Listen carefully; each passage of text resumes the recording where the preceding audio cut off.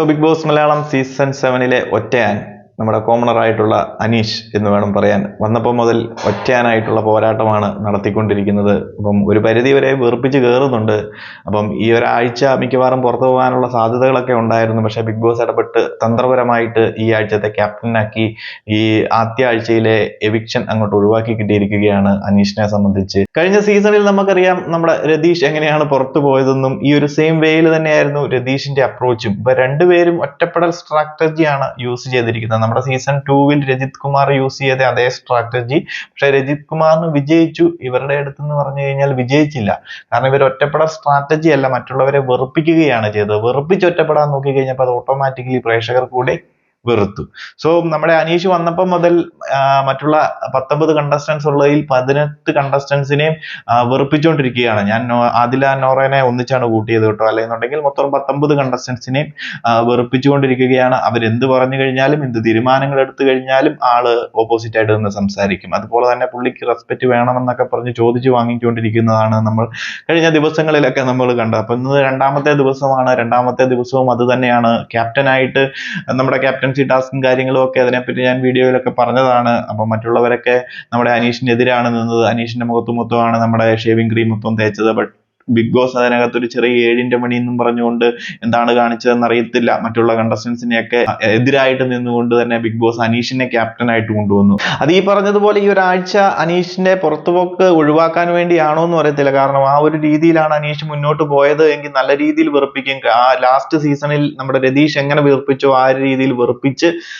എങ്ങനെയെങ്കിലും ആ ഒരു സീസണിൽ ആദ്യ ആഴ്ചയിൽ തന്നെ പുറത്തു പോകാനുള്ള റീസൺ ഉണ്ടാക്കി കൊടുക്കും. എന്താണെങ്കിലും ക്യാപ്റ്റൻ ആയ പിന്നെ ഒരു പരിധിക്ക് അല്ലെങ്കിൽ ഒരു പൊടിക്ക് ഒതുങ്ങിയിട്ടുണ്ട് ആള്. ബട്ട് ഒറ്റയാനായിട്ട് തന്നെ മുന്നോട്ട് പോകുകയാണ്. മറ്റുള്ള കണ്ടസ്റ്റൻസിന് ഓപ്പോസിറ്റ് ആയിട്ട് നിന്ന് സംസാരിച്ച് എന്ത് തീരുമാനങ്ങൾ അവിടെ എടുത്താലും പുള്ളി അതിനകത്ത് ഇടപെട്ടും. ബാക്കിയുള്ളവരെല്ലാം ഒറ്റയ്ക്ക് നിന്നാൽ പോലും പുള്ളി അതിനകത്ത് ഓപ്പോസിറ്റ് ആയിട്ട് പറയും. എന്ത് തീരുമാനങ്ങൾക്ക് എതിരും മറ്റുള്ള കണ്ടസ്റ്റൻസിന് എതിരായിട്ട് പുള്ളി നിൽക്കും. അതുപോലെ തന്നെ എന്തെങ്കിലുമൊക്കെ സ്ക്രീൻ സ്പേസ് ഉണ്ടാക്കാൻ കിട്ടുന്ന അവസരങ്ങളൊക്കെ ആള് നല്ല രീതിയിൽ ഉണ്ടാക്കി വിനിയോഗിക്കും. അതുപോലെ തന്നെ ആരെങ്കിലുമൊക്കെ വന്ന് ഒരു ഗുഡ് മോർണിംഗ് പറഞ്ഞാൽ പോലും ആള് മൈൻഡ് പോലും ചെയ്യത്തില്ല. എന്നിട്ട് അവരെ ചൊറിഞ്ഞ് അല്ലെങ്കിൽ അവർ തിരിച്ചു വന്ന് ചോദിച്ചു കഴിയുമ്പോൾ അതിന് ചൊറിഞ്ഞ് ഓരോ കാരണങ്ങളൊക്കെ ഉണ്ടാക്കി പുള്ളിയെ സംബന്ധിച്ച് ഒരു കണ്ടന്റ് അല്ലെങ്കിൽ ഒരു സ്പേസ് അവിടെ പുള്ളി ഉണ്ടാക്കി എടുക്കുന്നുണ്ട് ഈ ഒരു സീസണിൽ. പക്ഷെ കുറച്ച് വെറുപ്പീര് കുറയ്ക്കുകയാണെന്നുണ്ടെങ്കിൽ പ്രേക്ഷകരുടെ ഒരു സപ്പോർട്ട് ഉണ്ടാകും. കാരണം ഒരു കോമണർ ആയിട്ട് വന്ന ഒരു മെയിലാണ് ഈ സീസണിൽ. അപ്പം ഫസ്റ്റ് മെയിൽ കോമണർ കൂടിയാണ് ബിഗ് ബോസ് മലയാളത്തിലെ തന്നെ. സോ പ്രേക്ഷകർ ഒരു സപ്പോർട്ട് ചെയ്യും നല്ല രീതിയിലൊക്കെ നിന്ന് കഴിഞ്ഞാൽ. ബട്ട് നമുക്ക് തീർത്തും ഈ പറയുന്നത് പോലെ വെറുപ്പിച്ചൊക്കെ നിന്ന് കഴിഞ്ഞാൽ ഒരു പരിധി വരെ പ്രേക്ഷകർക്കും എന്താ പറയുക കൂടുതൽ സപ്പോർട്ട് ചെയ്യാനൊന്നും തോന്നത്തില്ല. മറ്റുള്ള കണ്ടസ്റ്റൻസിനോട് കുറച്ച് എതിർത്ത് നിന്നതുകൊണ്ടോ ഫൈറ്റ് ചെയ്തതുകൊണ്ടോ കുഴപ്പമില്ല. അതിലൊക്കെ പ്രേക്ഷകർക്ക് കുറച്ച് ലോജിക്ക് തോന്നണം. ആള് തീർത്തും വെറുപ്പിക്കരുത്. മാന്യമായിട്ടുള്ള ഗെയിം സ്ട്രാറ്റജികളായിരിക്കണം, ബുദ്ധിപരമായ നീക്കങ്ങളായിരിക്കണം. മറ്റുള്ളവരെ വെറുപ്പിക്കുന്നത് അത് പ്രേക്ഷകരെ വെറുപ്പിക്കുന്ന രീതിയിലായി മാറാതെ ഇരുന്നു കഴിഞ്ഞാൽ ഈ സീസണിൽ മികച്ചൊരു കണ്ടസ്റ്റന്റ് തന്നെയാണ് അനീഷ്. നിലവിൽ പുള്ളി അത്യാവശ്യം കഴിഞ്ഞ സീസണുകളൊക്കെ കണ്ടു പഠിച്ച് പ്രോപ്പറായിട്ടൊരു സ്ട്രാറ്റജി തന്നെയാണ് നിലവിൽ യൂസ് ചെയ്തുകൊണ്ടിരിക്കുന്നത്. ഇതൊന്നും അവിടെ അറിയാതെ നടക്കുന്നതോ ഒന്നും അല്ലെന്ന് കണ്ടു കഴിഞ്ഞാൽ തന്നെ മനസ്സിലാകും. വെൽ പ്ലാൻഡ് ആയിട്ട് വന്നിട്ട് പുള്ളി പഠിച്ചിട്ട് വന്ന കാര്യങ്ങൾ ഓരോ ദിവസവും ഇംപ്ലിമെന്റ് ചെയ്തുകൊണ്ടിരിക്കുകയാണ്. എങ്ങനെ കളിക്കണം, ഏത് രീതിയിൽ സംസാരിക്കണം, എങ്ങനെ നിന്ന് കഴിഞ്ഞാൽ മറ്റുള്ള കണ്ടസ്റ്റൻസ് ഒക്കെ ഓപ്പോസിറ്റ് ആയിട്ട് നിൽക്കും.